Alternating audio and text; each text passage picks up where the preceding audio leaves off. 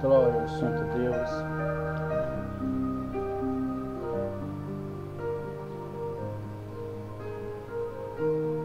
É isso aí, muito bom dia, né? Graças a Deus, mais uma vez, por um dia sobre essa terra,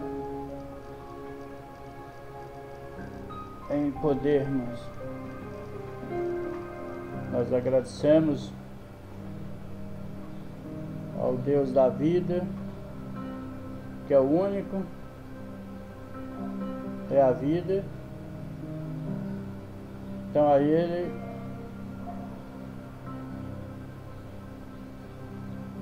nós trazemos toda a nossa gratidão, o nosso louvor, com a rededicação das nossas vidas, porque verdadeiramente, como uma pessoa indigna como somos, nós sabemos que somos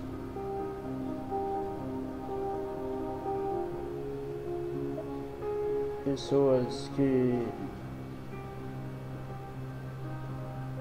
tínhamos tudo, na verdade, a perder. Porque tudo Ele fez no princípio, a perfeição, o paraíso, a terra perfeita,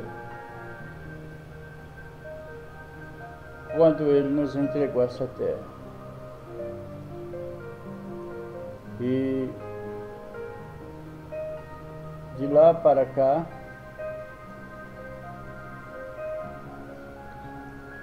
nós vivemos uma vida que verdadeiramente, quando reconhecemos como pelas nossas condições mesmo, nós nos sentimos reprovados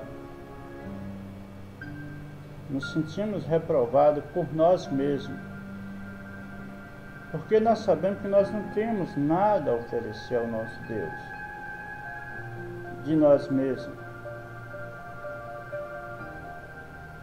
Nada nessa terra agrada a Deus. Então, da onde vamos tirar? De onde vamos tirar algo que agrade a esse Deus? Se não for pedir do céu, do próprio Deus, a condição de poder fazer algo que agrade a Ele. Mas verdadeiramente nós já viemos com aquilo que Ele nos tem dado, que é a própria vida, que é o que sobrou de tudo que Deus tem feito. É a vida que está em nós, é esse coração que pulsa, é o ar que respiramos,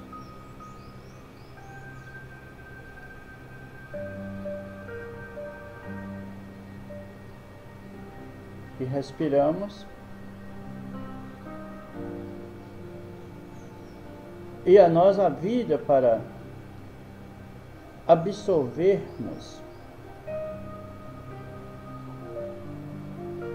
aquilo que ainda possamos colocar nas mãos de Deus. As nossas vidas, e isso é jamais sem reserva. Na nossa ignorância, fomos buscar um outro Deus que na verdade podia trazer aquilo que as nossas almas clamam, que pudesse nos ajudar, que pudesse abrir nossos entendimentos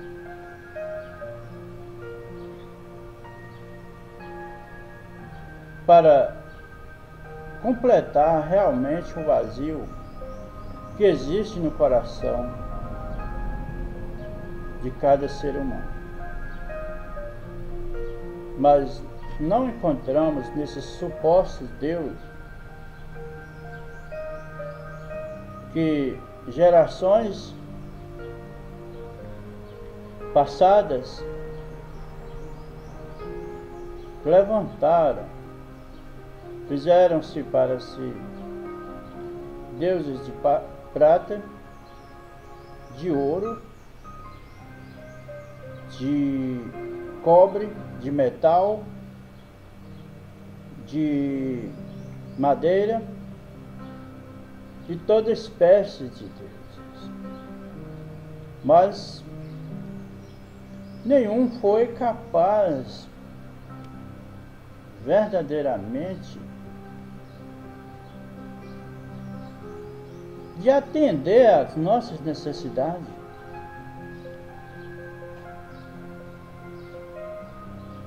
Porque somos criaturas de um Deus que é vivo. E a alma, ela entende muito bem.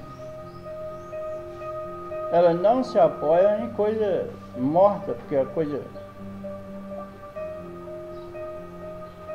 coisa viva, na verdade, quem que se interessa por uma coisa morta? Vamos supor assim, uma suposição.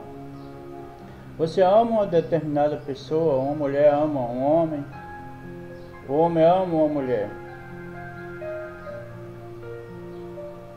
Ou qualquer pessoa. E assim você o amava. Mas você ama ela quando ela está com a vida nela. Depois que o corpo tomba, você na verdade não tem, na verdade, como amar mais essa pessoa, porque ela já não está com a vida. Então a vida com a vida, ela combina. Então é sentidos verdadeiramente opostos. Então assim é o desejo das nossas almas. As nossas almas, elas, na verdade, elas desejam servir, buscar o Deus vivo, que na verdade é o Deus da vida, o Deus da vida. Então, a carne, na verdade, na ignorância, ela faz um ídolo, ela faz um suposto Deus, mas na verdade não atende aquilo que a alma pede. Por isso que o salmista expressou: assim como o servo tem sede pela torrente das águas, a minha alma tem sede de ti, ó Deus. Então, Davi teve, na verdade, essa revelação, essa percepção de que se ele, na verdade, buscasse um Deus do qual esse, na verdade, estamos falando, um suposto Deus, de prata, de ouro, de barro, de ferro e qualquer espécie, não atenderia aquilo que a sede,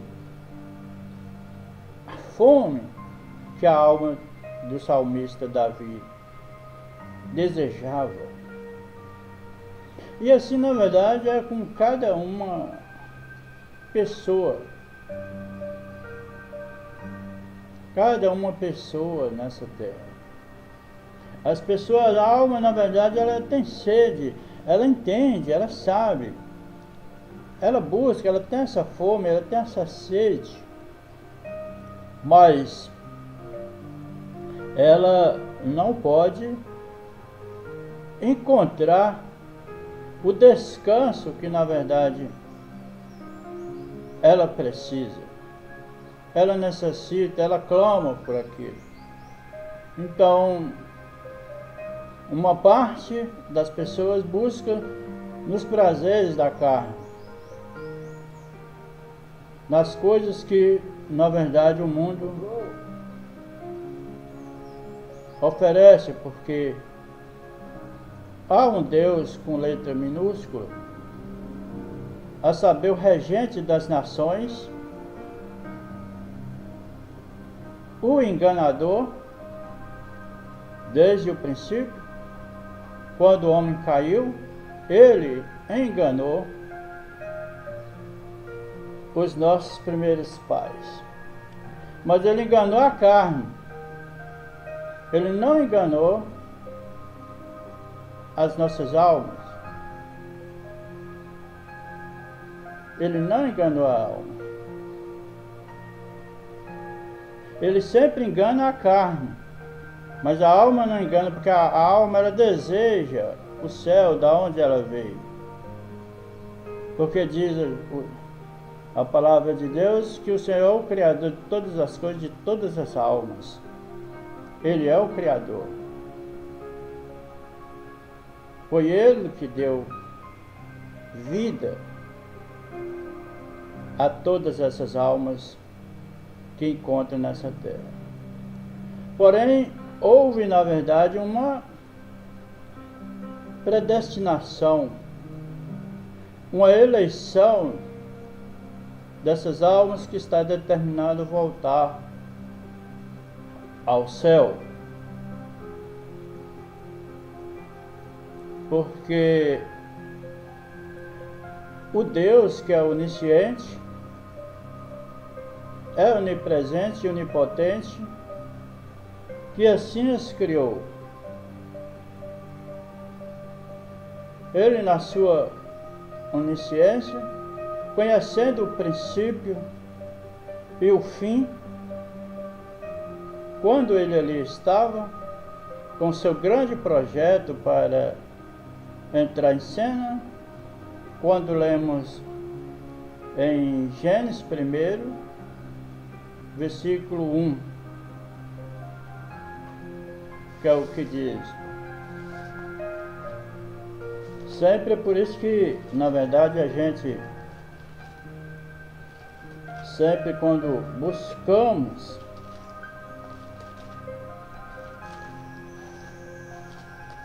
essas preciosas verdades escriturísticas, nós sempre trazemos desde o Gênesis até o Apocalipse, porque Deus nos mostra desde o princípio até o fim. Agora, isso na verdade é por graça, bondade e misericórdia. Quando nós viemos humildemente pedindo ao Senhor, que nós não temos condição alguma por nós mesmos de trazer algo que agrade a esse Deus que é um Deus vivo. E essa própria palavra fala que Ele não é um Deus de mortos, e sim o Deus de vivos. Então nós o buscamos, Ele convida que nós buscamos Ele. Se nós buscarmos com as nossas inteligências, com a força da nossa carne, como mostra aqui a palavra, muitos confiam na força do cavalo, no músculo do guerreiro, mas nós mencionamos o nome do Senhor, porque o nome do Senhor é torre forte, para ela correrão os justos e estarão em alto retiro. Então,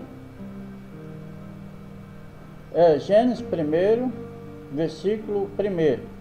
No princípio criou Deus os céus e a terra era sem forma e vazia. Havia trevas sobre a face do abismo, e o Espírito de Deus se movia sobre a face das águas.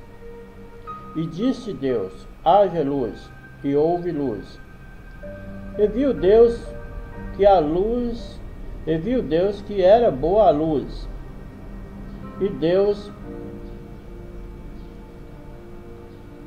E fez Deus separação entre a luz e as trevas. Então só esse aqui mesmo, versículo 1 do 1 até o 4. Então, o grande Deus vivo, que estava com seu grande projeto, quando não tinha absolutamente nada nessa terra, ele tinha esse grande projeto antes da fundação do mundo, porque quando chega no Gênesis ele começa a dizer a palavra do haja. Antes disso era treva e escuridão. O Espírito de Deus, o Elohim, pairava sobre a face das águas. Mas ele tinha esse grande projeto, como já citamos aqui em vídeos anteriores, que ele tinha esse grande projeto para entrar em cena como um homem que pretende construir uma enorme construção, e ele tem condição suficientemente para assim fazer.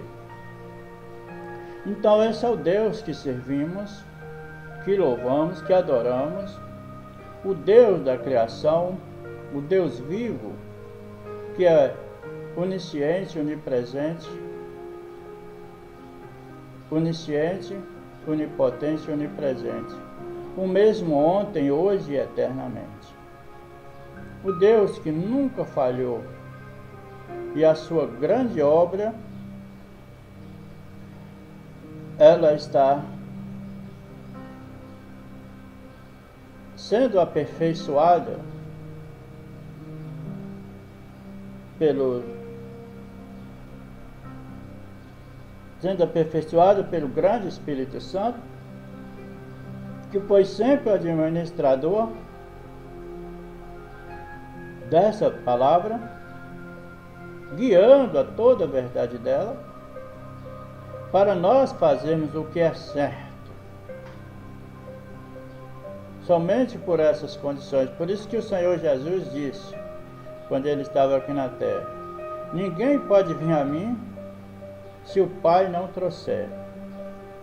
E todos que vêm a mim, de maneira nenhuma eu lançarei fora. Então cabe a cada um de nós que estamos buscando a esse Deus, nós sermos em princípio ser chamados, porque é uma coisa muito ruim você, na verdade, chegar em um lugar, em uma festa, ou em qualquer uma repartição, e ter ali todos os convidados, e você aparecer lá sem ser convidado. Você fica todo desajeitado. E mostra a palavra de Deus no final, de que todos tinham vestes, os convidados todos tinham vestes, mas lá apareceu um que não tinha a vestimenta nupcial. E o Senhor daquela festa perguntou como fosse que chegasse aqui, e ele nada respondeu, porque nem sequer tinha sido convidado. E aí, na verdade, foi pegado ele e lançado, amarrado nas trevas exteriores. E ali haverá pranto e ranger de dentro. Então, por que condição o Senhor Deus nos dá? Mas se nós achar que nós podemos se arrumar por nós mesmos, como foi, e não é pequenas coisas, são grandes, na verdade é difícil, são grandes obras, mas são, na verdade, são obras de criação, não é obra de, não é a obra, aquilo que Deus quer realizar em nós. Não vamos sair, na verdade, do que estávamos falando, do grande projeto de Deus que tinha em cena. E Ele trouxe esse grande projeto, de cada geração, Ele trouxe aquela condição para aquela geração, a promessa e o profeta naquela geração salvou o que tinha que ser salvo e seguiu adiante com a outra geração. Então, em outra geração tinha uma outra promessa e a outra geração seguia, e ali Deus tinha aquela promessa para aquela outra geração, aquela pessoa, como foi o caso de Abraão. Abraão, Deus tinha a promessa e disse para ele que o povo dele peregrinaria por uma terra estranha por 400 anos. Mas após os 400 anos, que dá 4 séculos, ele libertaria com braço forte, a saber que foi os filhos hebreus que esteve no Egito, servindo o Egito como escravos durante esses 4 séculos, 400 anos. Mas nos 400 anos, ao findar, essa promessa foi cumprida.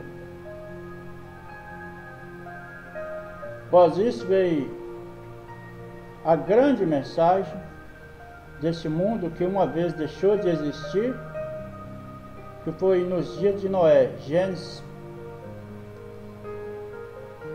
6, versículo 11. A terra estava corrompida, porque todo ser vivente havia corrompido seu caminho na terra. E Deus deu fim de toda aquela geração. O monte mais alto foi coberto pelas imensas águas do dilúvio. E assim veio promessas como em Sodoma e Gomorra, veio a promessa da grande salvação, do grito da liberdade, que foi nos dias que o profeta Isaías profetizou 700 anos atrás, 7 séculos atrás, que uma virgem conceberia e daria à luz um filho, o Salvador. Então essa promessa cumpriu naquele tempo. Então, no tempo que a promessa cumpriu, veio João Batista, o precursor da sua primeira vinda, e logo em seguida veio o Salvador, o grito da liberdade que consumou essa grande obra de salvação. E o Espírito Santo continuou após o sacrifício do Calvário, porque o Senhor Jesus disse: eu vou, porque se eu não for, o Pai não enviará o Consolador. Mas se eu for, Ele enviará o Consolador, que farão lembrar todas essas coisas que na verdade acontecido. Então Deus seguiu adiante nas 7 eras da igreja, enviando os 7 anjos das eras da igreja, por cada dispensação, cada geração, e cada dispensação das eras da igreja, durante esses 20 séculos. 20 séculos. E agora, na verdade, estamos chegando, na verdade, ao final, porque foi a era de Éfeso, Esmirna, Tiatira, Éfeso, Esmirna, Tiatira, Filadélfia e até Laodiceia. São 7 eras com os seus, cada um seu mensageiro: Paulo, Irineu, Martim, Columba, Lutero, João Wesley e William Branham, os 7 anjos de Apocalipse que Deus, na verdade, tem enviado. Então, tudo, na verdade, se finda, na verdade, é Ele. E aí Deus sempre teve, na verdade,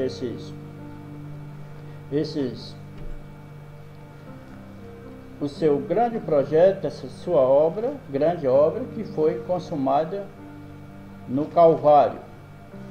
Agora, quando chega em Apocalipse capítulo 10, versículo 7, esse 7º anjo, ele veio trazer essas verdades escriturísticas, porque é um ministério tríplice.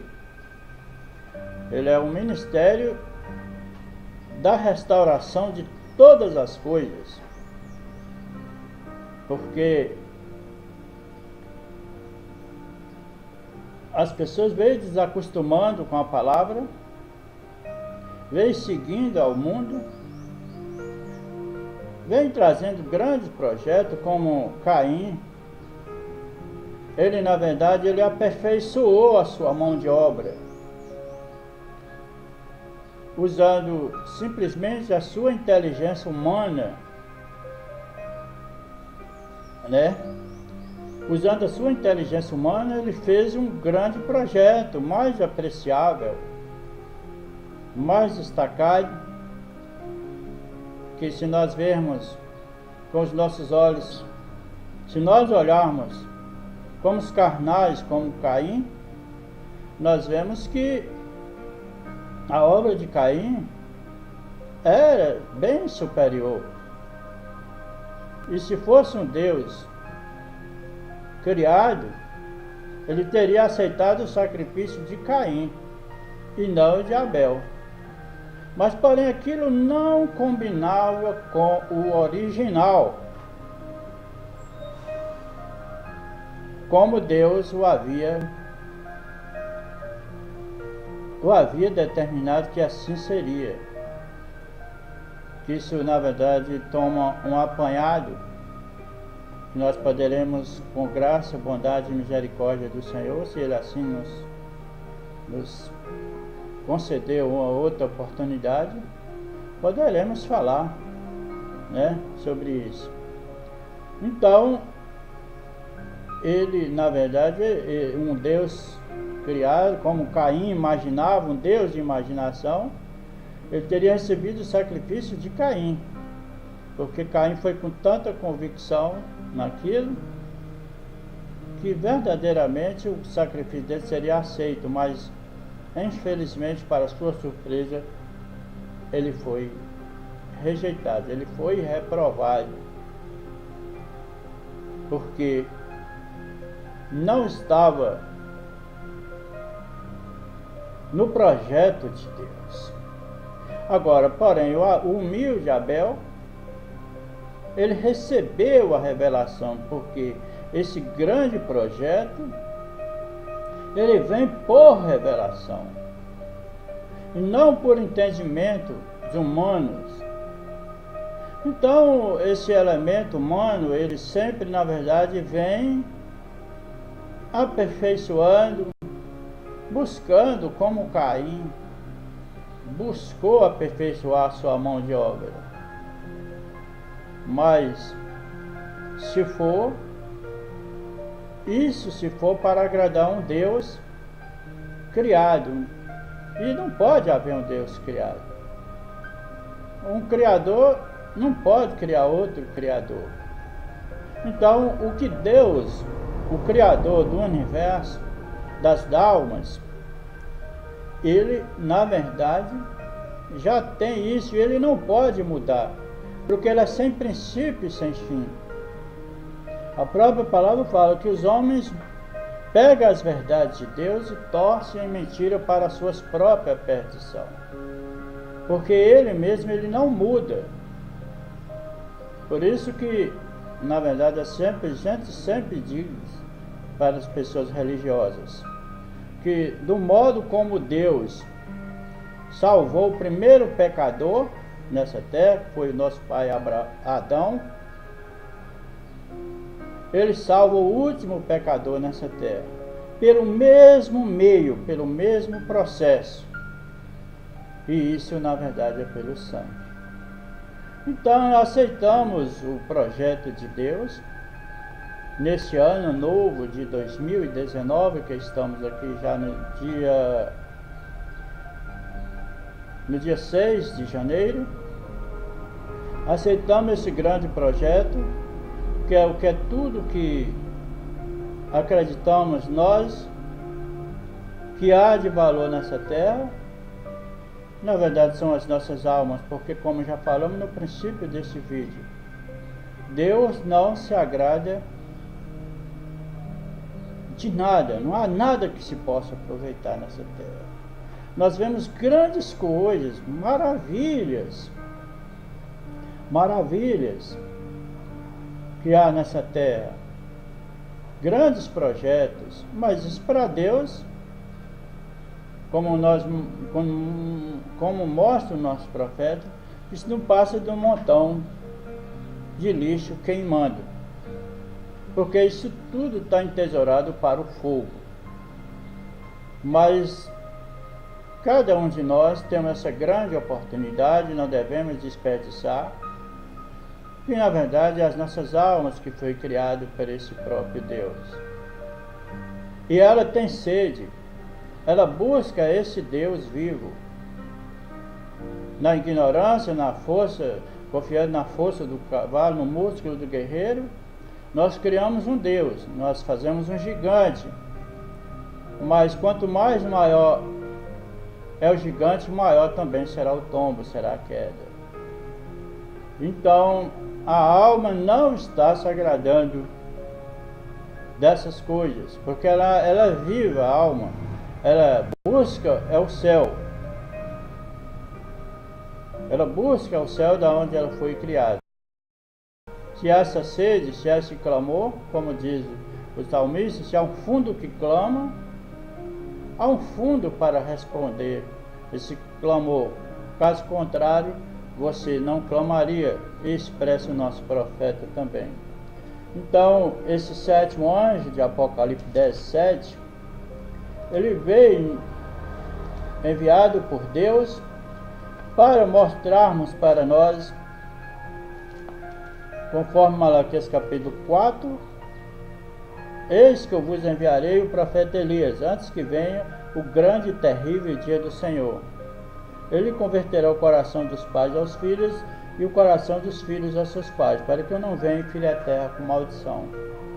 Em Mateus 17:11, e os seus discípulos o interrogaram: por que dizem os escribas ser necessário que Elias venha primeiro? E Jesus lhes respondeu: em verdade, Elias virá primeiro e restaurará todas as coisas. Porque as pessoas, como já falamos aqui, perdeu o costume das Escrituras. E se perdeu o costume das Escrituras, perdeu de vista o mapa do grande tesouro celestial. Então voltamos às Escrituras, largamos as fábulas, largamos as mentiras dos homens e apegamos às verdades escriturísticas. Cheguemos com humildade aos pés da cruz em busca de socorro, em busca de ajuda, porque o nosso Deus quer nos ajudar. Então que essa bênção venha sobre cada lar nesse ano de 2019, com esses esclarecimentos escriturísticos verdade restaurada pelos profetas mensageiros de Malaquias capítulo 4, Mateus 17, 11 e Apocalipse 10, 7. Mas nos dias da voz do sétimo anjo, quando ele tocar a sua trombeta, cumprir-se-á todos os mistérios de Deus, segundo ele anunciou aos seus servos profetas. Amós 3, versículo 7. Certamente o Senhor Jeová não fará coisa alguma, sem primeiro revelar o seu segredo, seu grande projeto de como fazermos obras vivas, que louva e bendiga o santo nome do Senhor. Então, que bênçãos venham sobre cada lar, cada família, mais uma vez nesse ano novo de 2019, fazendo-nos conhecer essa verdade, nela permanecer, prosperarmos com essas bênçãos celestiais que nos traz o reino de Deus em cada coração. Então, que Deus os abençoe e até uma próxima oportunidade. Não concluímos, mas concluiremos com a ajuda de Deus em uma próxima oportunidade. Então, no mais, muito obrigado e até uma próxima oportunidade.